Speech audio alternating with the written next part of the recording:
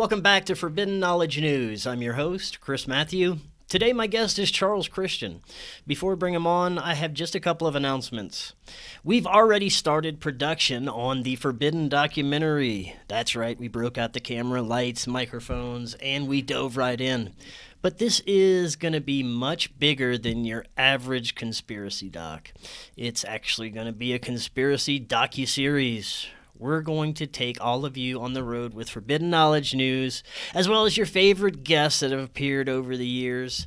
Maybe a little example of some of those guests may be authors, researchers, content creators like Matthew LaCroix, Preston Dennett, Brad Olson, Billy Carson, and maybe even some of you listening right now. Topics are including paranormal, ufology, historical conspiracies, hidden ancient history, current conspiracies, spirituality, cryptids, and much more. We're going to visit sacred and spiritual sites and places of high strangeness, and hopefully visit with as many of you along the way as possible. This project is currently completely self-funded, and we're asking for your help. We're going to jump right in head first, like I said, and hopefully the universe and maybe some of our amazing audience will help out a bit. If you would like to get involved with the production, email me forbiddenknowledgenews@gmail.com. And if you'd like to help by leaving a donation, we have a Buy Me a Coffee or PayPal option. You can go to supportfkn.com or use the PayPal link. Any amount is greatly appreciated and will help tremendously.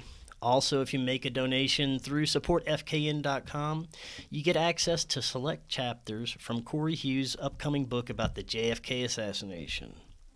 And remember, Forbidden Knowledge News, always available on Rokfin, Minds, Odysee, Rumble, all podcast platforms. We're limited on YouTube, and we have many other options for you to get our content. One of those options, Rokfin, is where you get our premium content. You also get all the premium and free content from every creator on Rokfin. You just go to rokfin.com/FKN+. You can now also get all our premium content, just Forbidden Knowledge News premium content, as well as Beyond Classified on Minds for only $5 a month. Check that out. That link is in the description. ForbiddenKnowledge.news is the home of the Forbidden Knowledge Network. That's our website. Those links are all in the description as well. Finally, check out our friends at C60 Purple Power. C60 has been amazing for my personal health. Check it out for yourself. Check out what may be the most powerful antioxidant known to man. If you use the link in the description, you get 10% off your order plus free shipping. Today I want to welcome back to the show Charles Christian. He is an English barrister turned writer, podcaster, award-winning tech journalist, and sometimes werewolf hunter. He now writes, talks, and makes videos mainly about folklore, urban myths, history, and the weird. Charles, welcome back. How you doing? I'm doing fine. Good to be back talking to you again, Chris. Always enjoy our talks. Definitely. I've been looking forward to this as well. Last time you were on, we got into some fascinating folklore from England, and we're going to go even deeper today. Some of the things I'm excited to hear about are, of course, more about werewolves, zombies, and vampires. And now you're working on a book about witches and sorcerers, which I'm very excited to hear about, as well as let's get into some more obscure stuff like green-skinned fairy folk, headless ghosts, screaming skulls, ancient warlords, and maybe a park-and-eating dragon. Who knows? But It's been a while since you've been on, and I'd like you to remind the audience a little bit about yourself and what brought you to this research. Right. Well, back when I had a day job, I was a journalist and used to write a lot of really heavy stuff, but I'd always had a fascination with what we'd broadly call the paranormal. From university days, and I used to go ghost hunting and things like that long time ago. And in recent years, I've been able to escape from the 9 till 5. I'm now writing and investigating and looking into stuff that fascinates me. And I found the stuff that I really like are the weird, the unusual. I suppose it's the realization that a lot of the tales that are told they do have some foundation in fact. It may well have been changed over the decades and centuries, but there was some element of truth there in the very beginning. And it's just scratching back to see where those elements were and where did it come from. And I say that's one of the things I find endlessly fascinating about it. And there's just so much stuff there. The more you look, the more you find. Yeah, I think for sure. Is there anything? Almost. Oh, go ahead and finish. I was going to say, it's almost a case of the more you look, the more you realize you don't know even a fraction of what's out there. And, one thing leads to another, and you follow this and you find that, and you follow something else, and you go on. So I say it's an endless source of fascination for me. It is, and that kind of leads into what I'd like to ask about. Has your perception on any of the topics from paranormal, ghosts, witches, has your perception on any of this profoundly changed since you started looking into this? Or do you look at something completely different or in a new aspect that may be different than from when you first started? I think there has been a change in that possibly I was a fairly rigid skeptic to start with, and thinking, these stories are all bunk. But then the more I look in, again, going back to that point, the more you realize you don't know, the more I realize it's not black and white. It's not ghosts exist or they don't exist. There's this huge gray area in the middle where almost folklore and science meet. And, you look at some of the science that's being followed at the moment, things like quantum physics and things, and you're almost talking about magic. And you realize that perhaps a lot of the older tales were scientific, but the people at the time didn't understand the science, and so ascribed it to supernatural forces. And we're now starting to head that way and possibly find that a lot of what we think of as science is actually very hard to distinguish from the supernatural.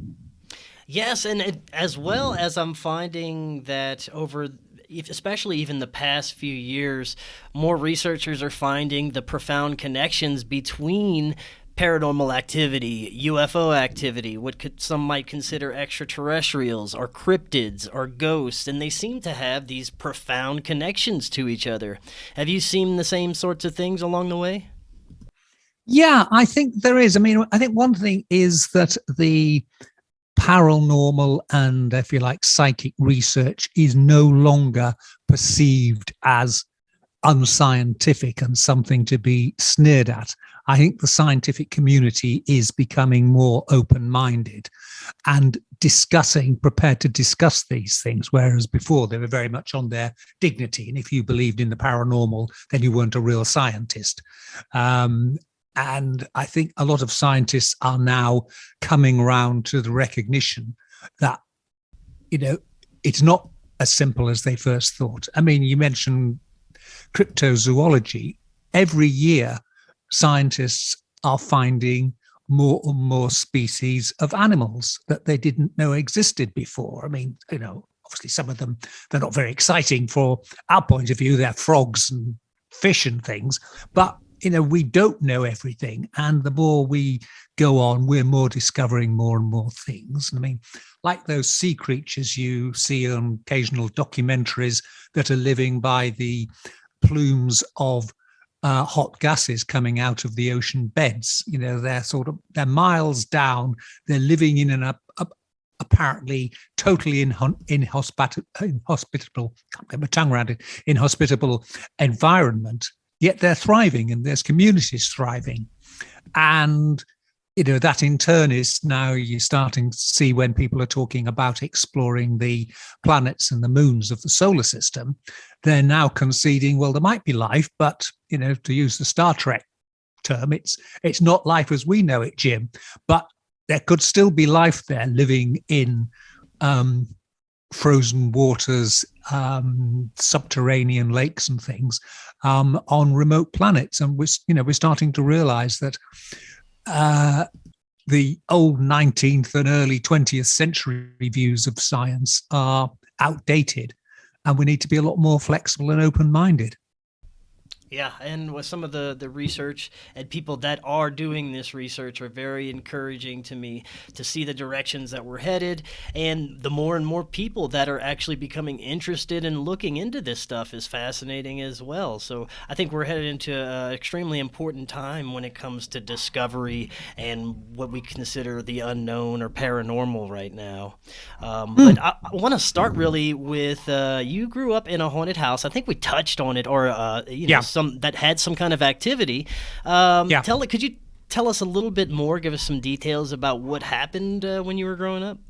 Yeah. The house is on by the harbour in a place called Scarborough, and like a lot of old seafront properties, as the port was developed and wharves were built, so the land was stabilized and they would stick more bits on the house. So it was a very mishmash of a house with some really old parts at the back that we know from when my father was doing renovation work were medieval, the timbers and infill, and then a sort of a Georgian bit stuck on the front. So it was a very peculiar house with lots of passageways and doors that led nowhere.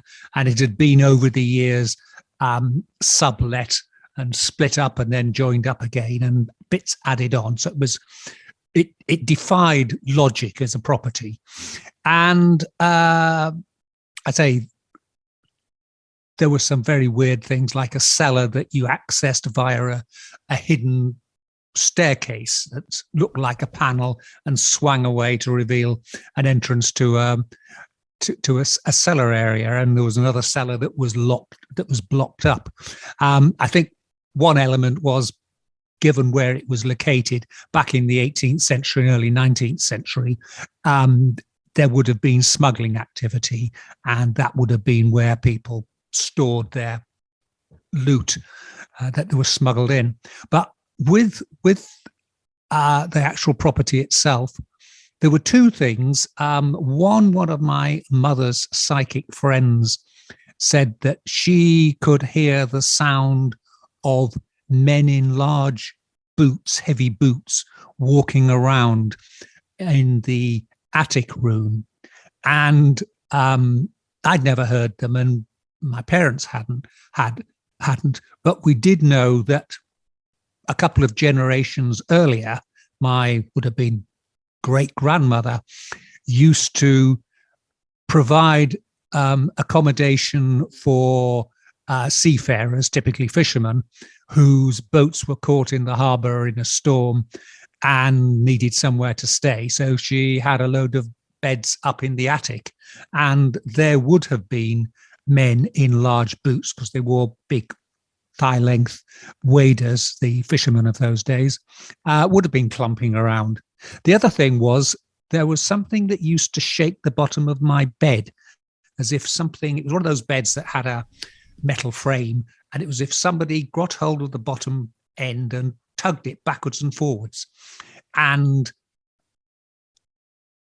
it was a distinct sensation. It wasn't that kind of feeling you get when you're falling asleep and you think you're falling. This was a definite tug, enough to wake you up.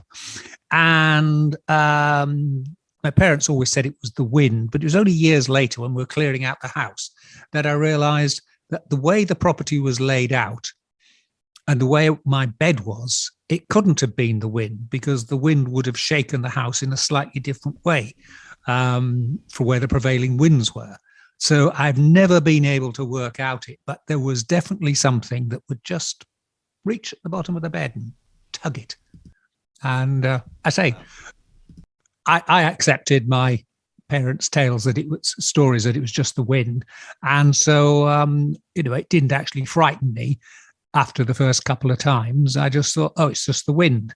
But thinking back, I think there was something more to it, and that I was encountering some form of manifestation, but I know not what. And of course, all history now, and it's not possible to go back and evaluate it. Yeah, and the more we learn about places that have concentrated paranormal activity, there's a few places here in the United States that stand out, like Skinwalker Ranch, places in the Uintah Basin. There's a new place called the Meadow, Blind Frog Ranch, and even places like Mount Shasta that have just kind of this different type of energy to it. Maybe you'll have more UFO sightings. Maybe you'll have more paranormal activity. Maybe you'll have more cryptid sightings. But there's always these places around the world that have these areas of high strangeness. And most of the time they have some kind of strange electromagnetic properties or interference with electronics in that area as well. What makes me wonder, is it something to do with the maybe electromagnetic properties in the area or underground or even above? And I'd like to get your thoughts on some of that. Well, I mean, just to go to your first point about certain places have an atmosphere, you definitely get that. And obviously in the UK, we've got buildings going back still in use 1,500 years plus, that sort of, particularly some of churches and things that have been built on and reused and developed onwards. And you can't help but go into somewhere like that, or some of the old castles that are around, and some of them are still in quite good condition, and still got all the rooms in them and things. And you cannot help but feel there's an atmosphere there. And they're so steeped in history, an awful lot of bloody history as well. And, terrible things happened in those properties, that, there is an aura about them. There is a feel about them. And, the classic one in the UK is obviously Stonehenge. And there are a number of other Neolithic properties where the sun really does shine through a particular stone or a particular direction on the longest day or the shortest day.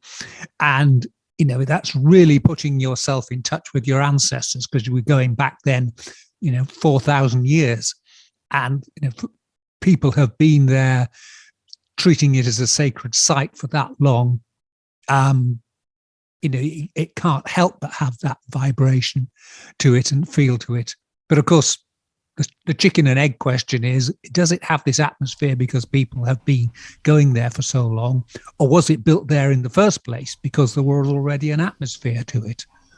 And, in the UK, the idea of ley lines is very much following that principle. When you look at some of the leys and the directions they go, and there are so many historic buildings of different eras built on them, from standing stones through to medieval churches and the like.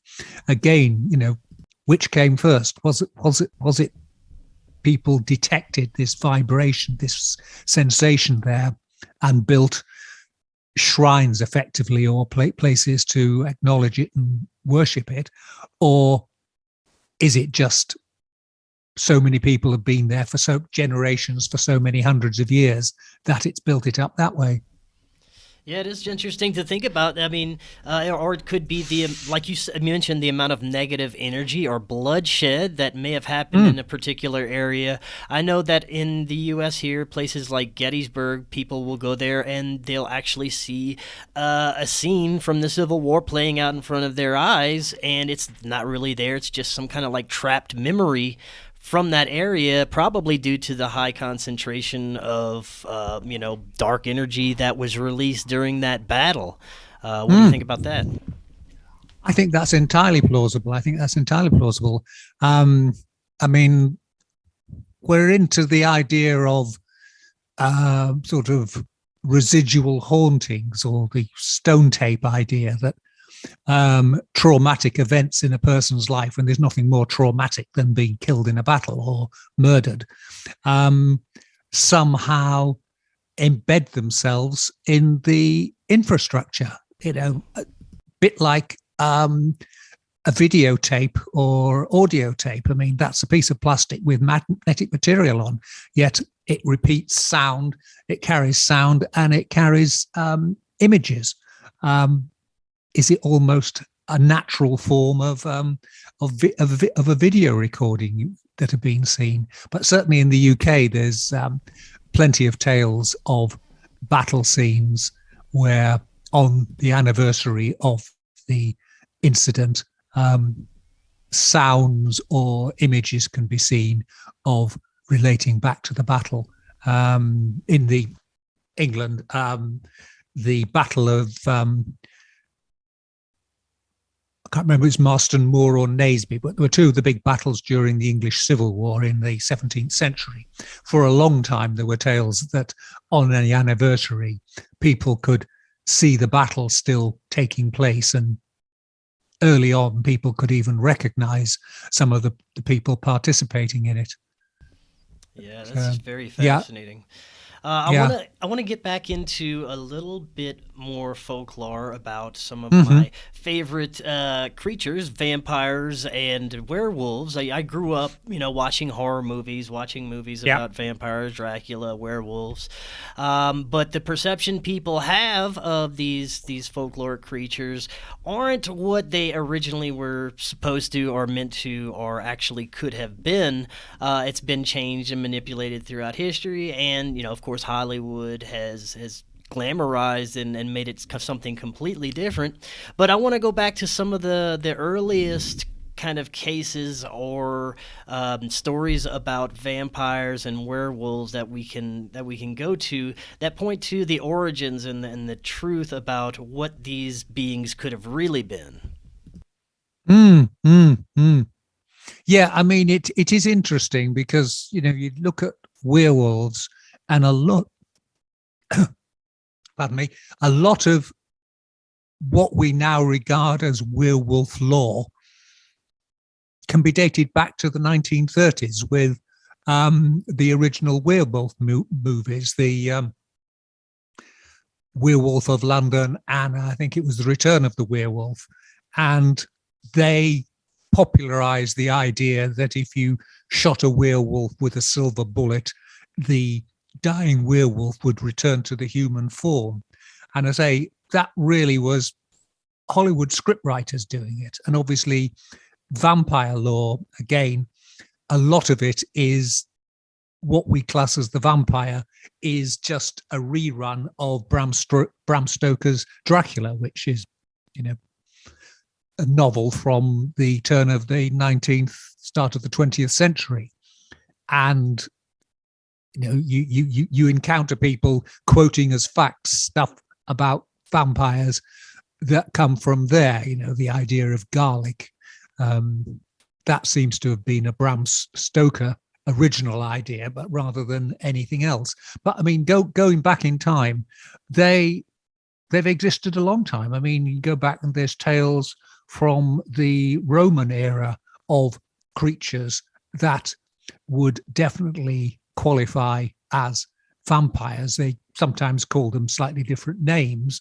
But the idea of creatures coming back from the dead and taking sustenance from the blood of the living, that's a 2,000 plus year old concept.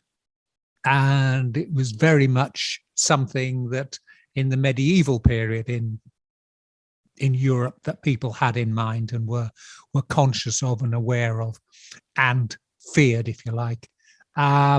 So, I mean, with the medieval, I did some studying on this when I was writing my book on the Yorkshire Wolves.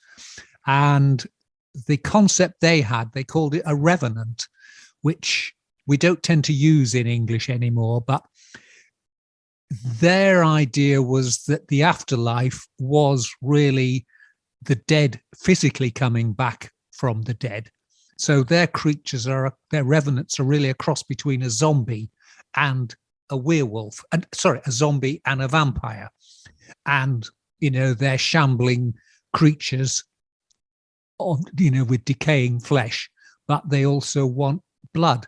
And that was a very real fear that they had. And, historians of the Middle Ages wrote about them in their chronicles, and described how they would afflict towns and how that they could only be destroyed by cutting their heads off and cutting their hearts out and by burning them. And in the Wolds book, I talk about a village there called Warren Percy, and excavations of the burials there in the medieval church have found about a dozen bodies that had been ritually dismembered. And this was Christian times. They normally were very careful about burying people the right way. But these were people who'd had their heads cut off and their limbs broken, in some instances their legs severed at the knee, and then their heads placed between their legs, usually with the face pointing downwards. And it was very much a medieval idea that to stop the dead from walking, you'd do the same as you'd stop a living person from walking. Chop off the legs, they're not going to walk. Cut off their head, they're not going to be able to see where they're going, especially if you point it face down. And say it's a quite a, by our standards, a rather childish, simplistic approach. But for those times, that was the recipe, that was the menu, and that was how you dealt with them. And I say, this is a little village in the middle of nowhere, just a farming village. And people were obviously sufficiently concerned about it that they took these measures to prevent people from walking, and from doing it. It was a genuine fear, as opposed to just something a few cranks might think. And obviously the fact it was in a churchyard showed that the church approved of that measure as well. Now, aside from what Hollywood portrays in a few conspiratorial stories about, bloodline families that may prey on children or whatever, we don't really see much about vampires in our modern society as far as actual sightings or people coming into contact with them. But what we do see sometimes is sightings of things that look like dogmen or werewolves or wolf-like creatures. Especially here in the United States, dogmen has become a huge thing, and actually even lately we've been getting tons of sightings of these dog-like creatures. And I'm wondering to get your thoughts on that, and if there's any connection to possibly the folklore of early werewolves. Yeah, I mean, again, I think that's an element. What's interesting with werewolves, again, there's origins of them going back to Roman times, but they're also in multiple societies. Native Americans have a culture of what we would call a werewolf. In African and India, they have similar cultures, although the creatures are different, and the African ones tend to be, it's not a werewolf, it's a sort of were-lion, and in Asia it's the were-bear, because that they are relating to the creatures that are prevalent in their areas. So, but it's the same thing, this idea that there are creatures out there that are half human, half monster of some form or another. And I say, multiple societies having it, and over a very long period of time, which again, adds to the idea it's not just some Hollywood fad that people are, they've watched the latest movie and they're impressed by it. That this goes back a long, long time. What the origins are, I have difficulty with. I mean, in the UK, we have a lot of tales of big black dogs, unnaturally large ones. And certainly on the eastern coast, which was the area where all the Viking raiders came from. And of course, the Vikings in their mythology, they have a lot of wolves in them. Odin used to be accompanied by a hunting wolf. Ragnarok is all about the end of the world is when a giant wolf comes and destroys everything. So there may well be some kind of not quite race memory, but some sort of spiritual memory that large wolf-like creatures are ominous. And I mean, we use it in our normal everyday language. Depression is, you're suffering from the black dog. So it's there. It's been there a long time. This, as to whether humans could ever physically change from being a human being into a wolf and then back again, I think that's stretching the laws of anatomy, just simply that our bone structures are different. We don't just develop a longer nose. Everything else has to change. It would be hard to understand that. Oh, you should. They show you how that happens in American Werewolf in London. Exactly. There's a woman I interviewed for a book, and she's an anatomist, and she's written a sort of paper on all the structures and things that would have to change, and the different things that would grow, and your jawbones need to grow to get different teeth and so on. But it doesn't stop there being a belief that some people can somehow, I suppose, mentally or spiritually transform themselves into a wolf and behave like a wolf and psych themselves up to be like a wolf. And again, this comes back to the Vikings again, where the berserkers, they dressed in wolf skins, they dressed in bear skins, some of them dressed in boar skins. They psyched themselves up with alcohol, drugs to go into battle. They thought they were invincible. You read reports of them wearing no armor and being the bravest of the brave, rushing in and terrifying everybody, acting not like human beings, but acting like wild beasts. So, I think that is one source of, something, a creature that is part man, part wolf.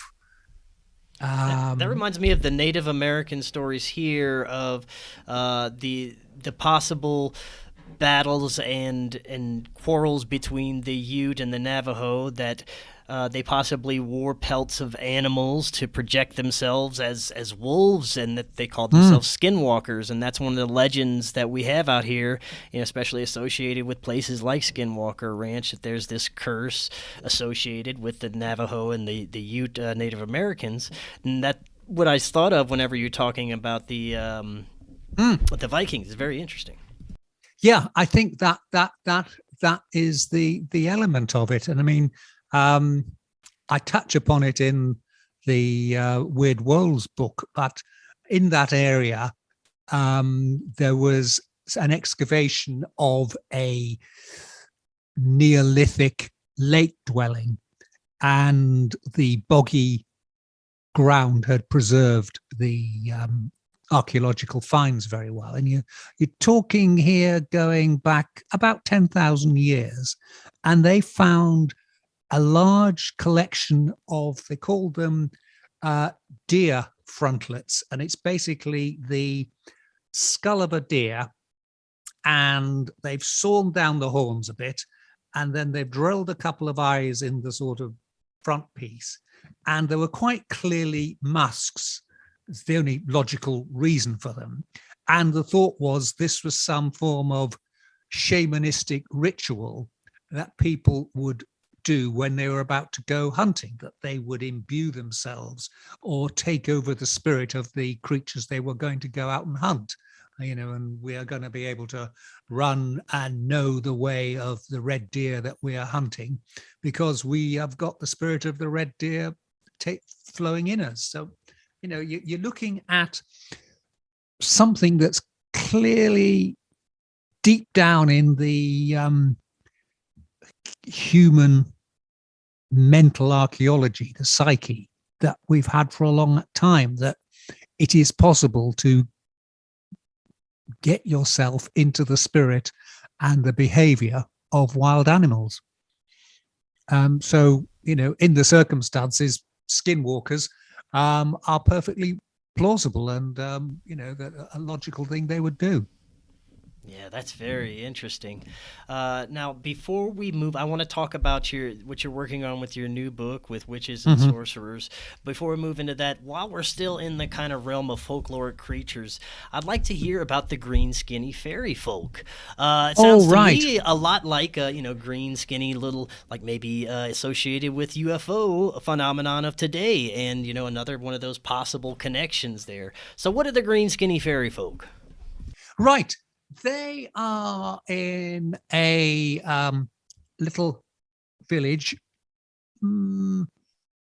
about 30 miles from where I'm sitting now, just on a village called Woolpit, though the name is actually a derivation of wolf pit because they used to dig large holes and chase wolves and trap them in there, or cover the top over so wolves would fall into them. And during the 12th century, so, 1150 AD, sometime around about then, two children were discovered wandering around a field, a young boy and a slightly older girl, and they both had green skin. Neither of them spoke English or an understandable language, and they also wore strange clothes, as in the clothing they were wearing was not what the local people of that part of Suffolk wore. And the little boy didn't thrive and died quite quickly, but the girl eventually learned English, and the color of her skin, once she was living on a diet of, if you like, normal for the times food, recovered. And the tale she told was that she came from a place called Martin's Land, which was where the sun never shone, but there was just a green pallor in the sky all the time. And that she and her brother were looking after some animals for their parents, and they wandered into a cave and came out in the field where they were found by the locals. And, there's a number of theories what it is. One, it ties in very much with the idea of fairy folk, because there is this idea that the fae are green. They're typically got that type of colouring, and that the land of the fae is somehow parallel to our own world, but we can't see it. But there are certain portals you can pass through, such as caves and magical places, stone circles, and you can cross between the two realms, the realm of mankind and the other world of the fae. So, there's one idea that they may have been two young fae that had got lost. But the other idea is that, as you say, that this was the first recorded sighting of aliens. The green skin being for a long time was the classic feature of aliens. We've now gone to greys and the slightly different facial conditions. I can see a picture just to your left shoulder of some showing them. But before then, if you go back to the sort of golden age of science fiction in the sort of 30s and 40s, aliens were typically a bit like us, but they were a different color. And, it's intriguing, that it seems to tick both boxes. Were they fairies? Were they aliens?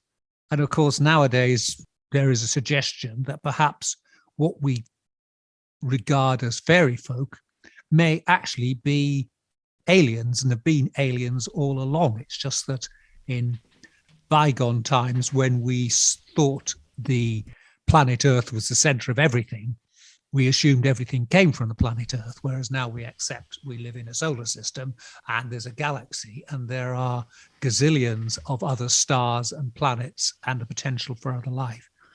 And indeed, if you look at historically folklore sightings of fairies, they've tended to tail off in recent years, since the middle of the 20th century, and aliens, which were almost completely unheard of before then, have started to become the main creature people report if they meet something strange, have a strange encounter. It's aliens. But I say, go back 100 years and people would have an alien, what we'd now call an alien encounter, but they would say it was the fairy folk. So, are they the same thing that we're just putting a different name to, adjusting it to our concepts? Because, we have space travel, we have flight. They didn't have that 100 years ago. Yeah, it's very possible. And they have researchers that are kind of flipping that aspect over and saying, well, maybe these have always been spiritual beings and part of our existence just beyond the spectrum of our vision where we can't see, not necessarily from different planets or different universes, different dimensions. And, that maybe they do try to help humanity or trick humanity in certain ways, little trickster entities that are definitely not what we would consider your everyday physical beings in our reality, but maybe they're physical in another reality. It's another aspect that a lot of people are starting to kind of look into and consider as well, crossing these types of ufology and paranormal tropes. Yeah, well, I mean, fairy folk, the whole thing surrounding fairyland is that it is in a parallel dimension to ours. It's going on, but we can't see it except at certain times of the year or at certain places where the boundary between the two worlds is thinner. And, the trickster side of it, a lot of that in fairy lore, the aspects of it tick so many boxes. And one of the things you always hear when people are talking about encounters with the Fae is that there's a strange time difference. And you have all these tales going way back to the Middle Ages of people who go off, step into, say, a fairy ring of mushrooms on the ground to dance with the fairies. And they think they've only been gone a day. And when they wake up in the morning, 7 years have passed or 70 years have passed and the whole world's changed. And, everybody they knew is either died or is very old. And everybody thought they were dead a long time ago. So there's this sort of time element. And again, when you look at some reports of UFO abductions, there's a strange time thing that the abductee thinks they've only been gone a short time, but have been through a huge amount of activity in that time that just doesn't make sense. They've traveled to another planet in some cases, and then when they wake up in their bed, it's only a couple of hours later. So there is this sort of similarity between ufology and aliens, and with fairyland and the Fae. That are they two sides of the same thing? We're giving them the modern interpretation is that the UFOs, the older one, was that they were the Fae. And indeed, if you take it to its logical extreme, going back to far more ancient times, do angels fall into this same category?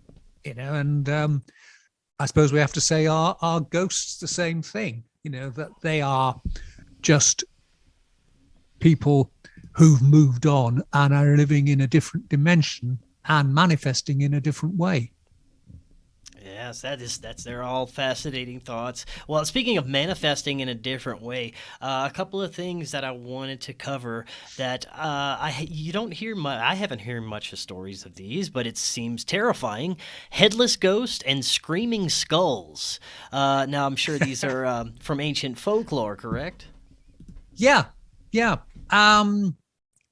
I mean, the headless ghost is a very popular idea in English folklore. The most famous one is Anne Boleyn, who was the first of Henry VIII's wives to be physically parted from her head. And there's even a song from the 1930s called "With Her Head Tucked Underneath Her Arm, She Walks the Bloody Tower." And it's a trope that is part of English folklore, that there are headless ghosts wandering around that they either have their head under their arm or looking for their head. There's a battlefield up in Scotland where on the anniversary of the battle, a particular knight is seen riding round on his horse headless, because at the very start of the battle, a cannon went off and took his head away, and he's been looking for it for the last 600 years. And I mean, I think one of those elements is in the sort of older Christian pre-Reformation Catholic religion. There was a bit of a belief that if you were going to be resurrected, your body had to be in one piece and complete. So if you didn't have a head, if you were resurrected, you'd be resurrected as a headless person. So there was quite a bit of preciousness about and concern that your body stayed intact. I mean, as to the screaming ghosts, I mean, this is there's a number of houses in England where this is reported, and the one I'm familiar with is a place called Burton Agnes in the East Riding of Yorkshire, where a young woman in the 17th century was mugged, we'd use nowadays as the term violently attacked, died of her injuries, and had always wanted, her father at that time was building a new home for them, a big new stately home, coming to money and was going up in the world. And she always wanted to live in the new house. So she insisted that, her dying wish was that her head be removed and kept inside the house.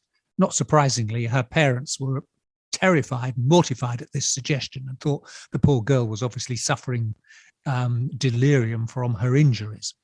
However, they buried her the normal way, and there was quite clearly a ghostly presence in the house. So they reluctantly disinterred her and found that her head had somehow miraculously separated from the rest of her body. So they brought it into the house, and for a long time, once it had obviously turned into a skull, they kept it on a table in the main hall, and it was regarded as almost a good luck trophy. It brought luck to the house. And whenever anybody over the next 200 or 300 years, either accidentally or deliberately threw the skull away, there would be hauntings, there would be screamings, there would be awful sounds and clatterings and disturbances at night. And then the head would be returned and peace would return. And the house still exists, and the skull isn't on public display anymore, but is in a panel in the main on the main staircase, hidden away from public viewing. And I say all the time that the skull is there, the family's fortune is good. And I say there are several other properties around in England where they have almost exactly the same story about them, that, you know, there's a skull and it's one of the founders, and bad luck will befall the household, the family, if it's ever removed. But of course, this also raises, going back to earlier times, the Romans in particular, they used to bury babies, sometimes people, sometimes with their heads, sometimes beheaded, in the foundations of new buildings, on the belief that they would be a protector of the building in the future. They would give it the afterworld protection. And say there's a story that London Bridge, which has been changed several times now anyway. I think the most we've got one now, but you've got a version in, is it Lake Havasu City, I think. You've got a version of it, but the original London Bridge, there's a nursery rhyme, London Bridge is falling down, and that definitely has an element talking about heads in it in some of the verses. And it's thought to be, you know, reflection of the belief that if you were going to make a new building somewhere, by burying a child or a man in the foundations, their spirit would protect it and bring peace to it. Indeed, there's a place down in Kent called Reculver, where there's the remains of a Roman fort.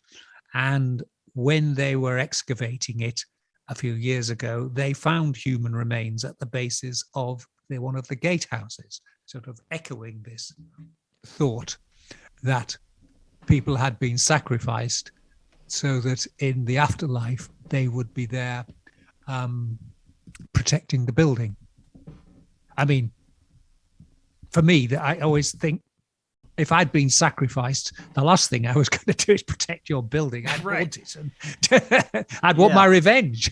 But yeah, definitely. I definitely want my head back, at least. Well, I don't want. Yeah. Well, that's super fascinating. I want to get into what you're working on now, which is about witches and sorcerer. And, you know, from the earliest ones I can remember, you think of Merlin, Gandalf, where the lines of real history and fiction may have been blurred a little bit. And then you go a little bit more recent to characters like John Dee and Aleister Crowley. And those are, you know, real ones that stick out in my mind throughout history. Give us a little bit of a synopsis about what you're writing about.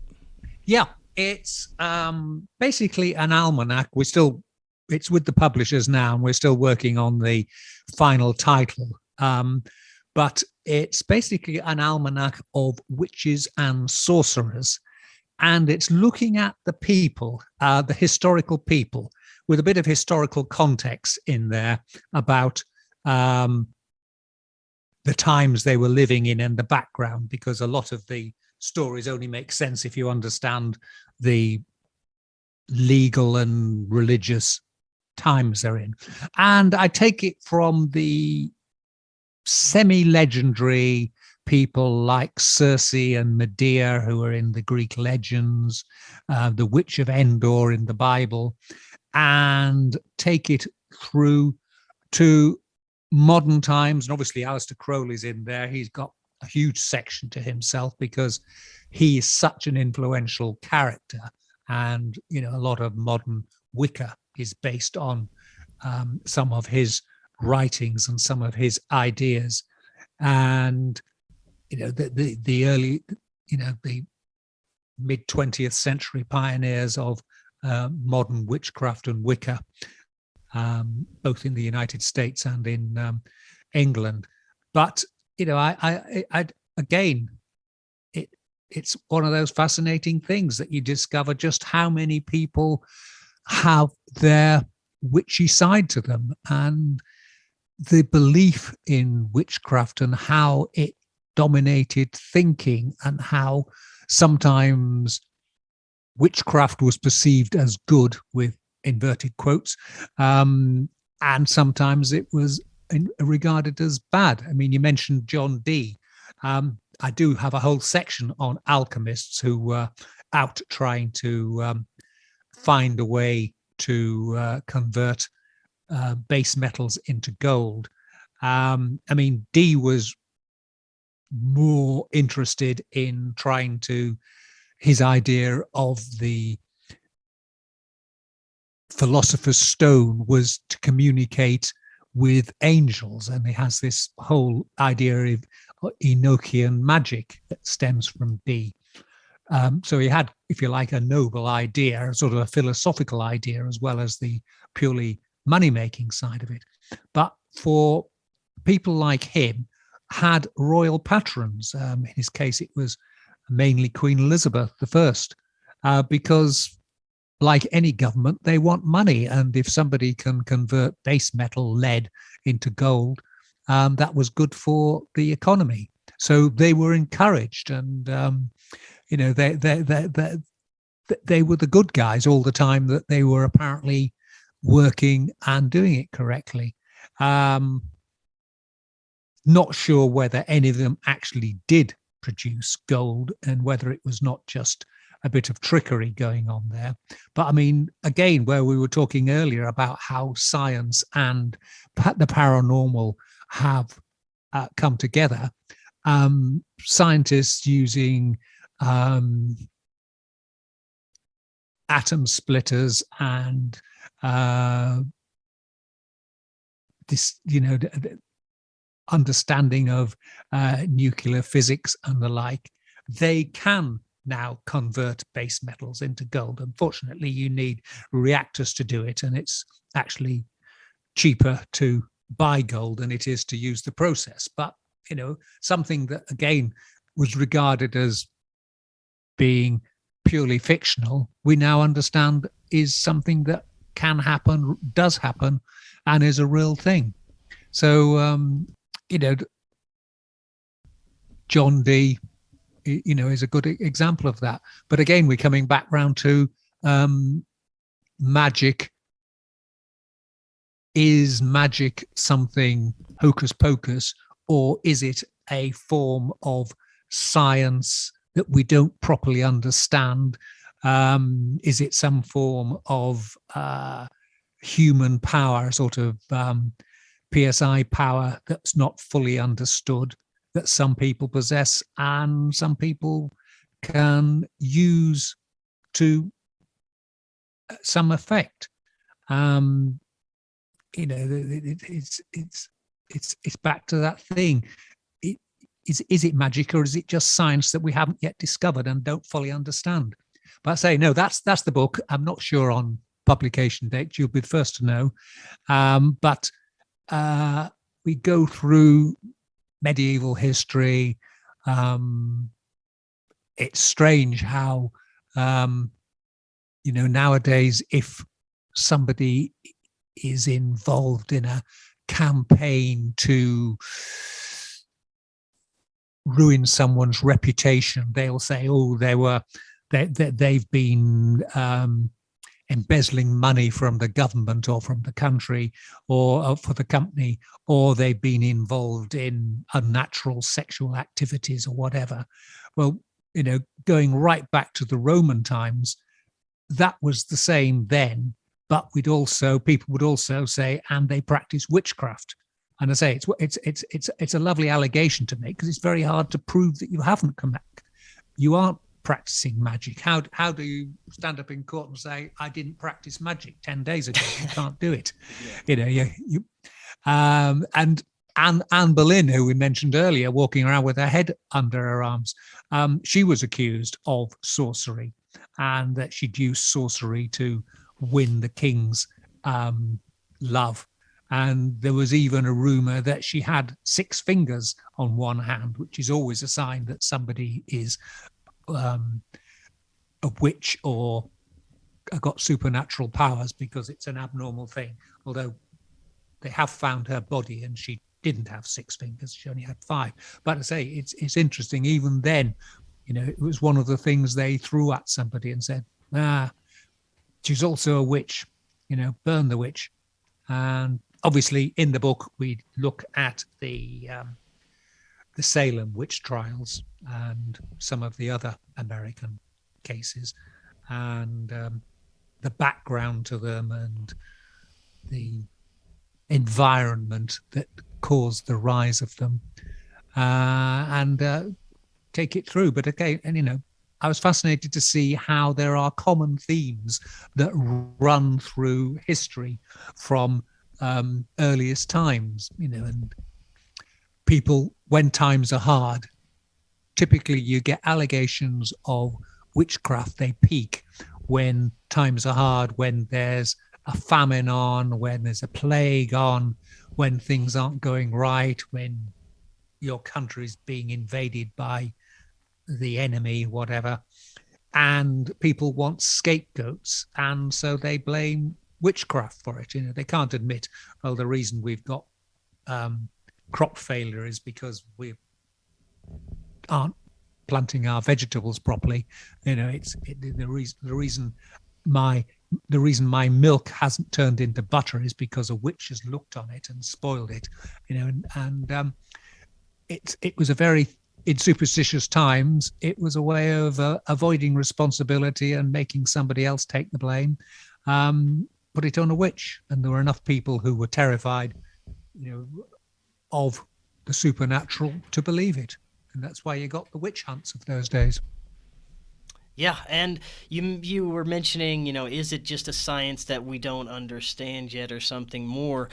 Well, there's from my own personal experience with manifestation and mystical things, and my own personal supernatural experiences, I have a knowing that there is something to it, and whether it's a science we don't understand yet or just a part of our natural existence, which I think it probably is, that there's much more to this. And if there are those out there, and I'm pretty sure that there are members of high level magical orders that do appreciate and have a knowing that this stuff is real, and maybe have a bit more knowledge of how it works and the science behind it.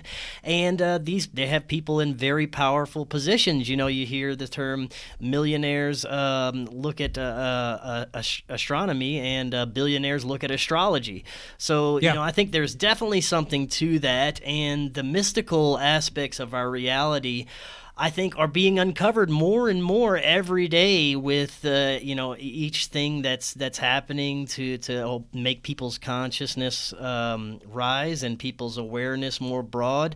And I think those things are occurring during this period of time on our planet. It's very fascinating to see all this happen right now, especially with the realization of the paranormal and UFO connections, as well as the possibility that magic is a real type of tool that we can use. Now, where do you think this brings us to the future understandings of some of these concepts, like the use of magic? I think it's a case of we're living in very interesting times. I mean, one of the issues with magic is that I don't think true practitioners ever publicly talk about it. They will give you a version of it, but it's a secret that they keep within their own groups. They don't talk about it. So there's an element of mystery there that we may not ever fully understand. But again, there is a there is a doctor at one of the London universities who actually has a department that is exploring the subject of magic to try and discover what it is and how it works.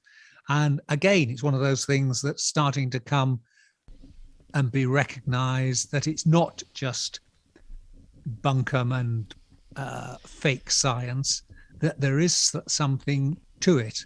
And also you mentioned characters like Aleister Crowley, who had involvement with government agencies, CIA, things like Project Looking Glass throughout our Black Project history, and projects looking into time travel and telekinesis and psychic activity, and all these government-funded and high-level organized studies on this stuff. There has to be something to it if these guys are looking at it too, Exactly. Yeah. I mean, the Project Looking Glass is a fascinating area of that. And again, the idea is that these people have certain psychic powers that enable them to do it, which comes back to the earlier point that, is magic just another power that we have that we don't fully recognize and most people can't control or manipulate. It is very, very intriguing. And I say Aleister Crowley is such a strange character. And I mean, he worked for the British security services in the First World War and to an extent in the Second World War, and even worked with Ian Fleming, who went on to write the James Bond novels. So there is this overlap, and there's Jack Parsons, who was an early pioneer of rocketry in North America, and he was a firm believer in Crowley type magical forces. And he died in very mysterious circumstances, which may have been a purely an accident, or it may have been a murder. And there is one suggestion he was killed by American security services, who were concerned he was going to leave the country and take his secrets with him. He was talking about possibly going to work for the Israelis in the 1950s. So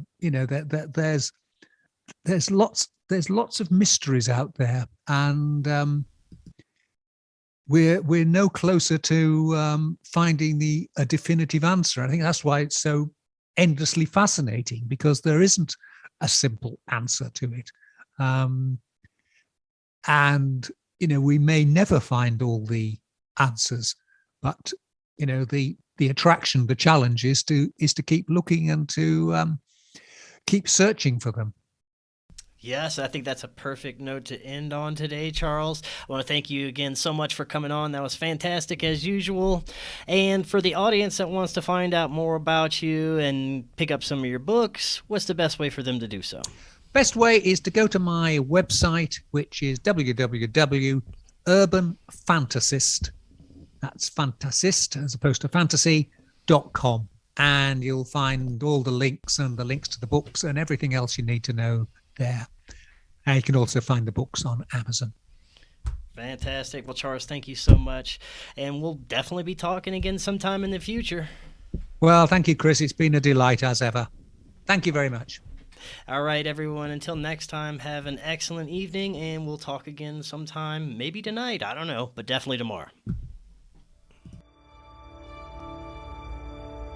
Are you at a crossroads in life with unanswered questions? How does your past connect to your present life? October Hallam can help you discover how your past connects to your present and is shaping your future. October is an intuitive, healer, empath, and medium with over 20 years of experience helping people navigate through some of life's greatest challenges. A recent client from Egypt says, October is pure magic.